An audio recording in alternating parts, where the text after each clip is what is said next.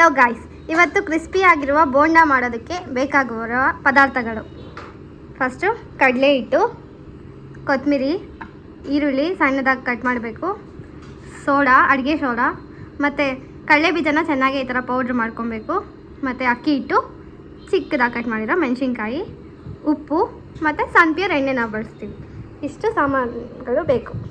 ಎಲ್ಲ ಈ ಥರ ಹಾಕ್ಕೊಂಡು ಮಿಕ್ಸ್ ಮಾಡಿಕೊಂಡು ನೋಡಿ. ಫಸ್ಟ್ ಕೊತ್ತಂಬರಿ, ಆಮೇಲೆ ಸೋಡಾ, ಹಸಿಮೆಣಸಿನ್ಕಾಯಿ, ಈರುಳ್ಳಿ, ಅಕ್ಕಿ ಹಿಟ್ಟು ಮತ್ತು ಪೌಡರ್ ಮಾಡ್ಕೊಂಡಿರುವ ಕಡಲೆ ಬೀಜ ಮತ್ತು ಸೋಡಾ ಇಷ್ಟು ಹಾಕ್ಕೊಂಡು ಚೆನ್ನಾಗಿ ಮಿಕ್ಸ್ ಮಾಡ್ಕೊಬೇಕು. ಜೊತೆಗೆ ರುಚಿಗೆ ತಕ್ಕಷ್ಟು ಉಪ್ಪು ಚೆನ್ನಾಗಿ ಮಿಕ್ಸ್ ಮಾಡಬೇಕು. ನೀರು ಹಾಕ್ಕೊಂಡು ಚೆನ್ನಾಗಿ ಮಿಕ್ಸ್ ಮಾಡಬೇಕು.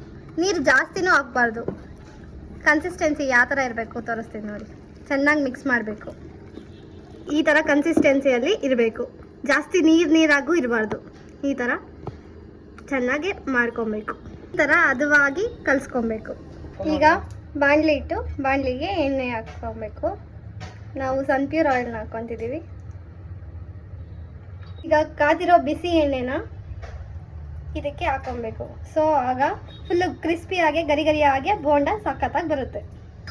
ಹಾಗೆ ಆ ಎಣ್ಣೆ ಹಾಕ್ತೀವಲ್ಲ, ಚೆನ್ನಾಗಿ ಮಿಕ್ಸ್ ಮಾಡಬೇಕು. ಈ ಥರ ತಗೊಂಡು ಈ ಥರ ಬಿಡಬೇಕು ಎಣ್ಣೆಗೆ. ನೋಡಿ, ಈ ಥರ ತಗೊಂಡು ಎಣ್ಣೆಗೆ ಬಿಡಬೇಕು.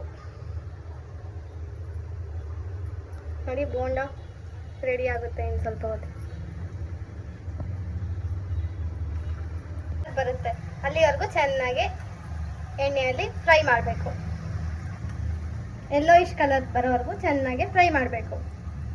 ನೋಡಿ ಗೈಸ್, ಕ್ರಿಸ್ಪಿ ಆದ ರುಚಿಕರವಾದ ಬೋಂಡ ಸವಿಯಲು ಸಿದ್ಧ. ಟೇಸ್ಟ್ ಮಾಡಿ ನೋಡಿ, ಸಖತ್ತಾಗಿದೆ.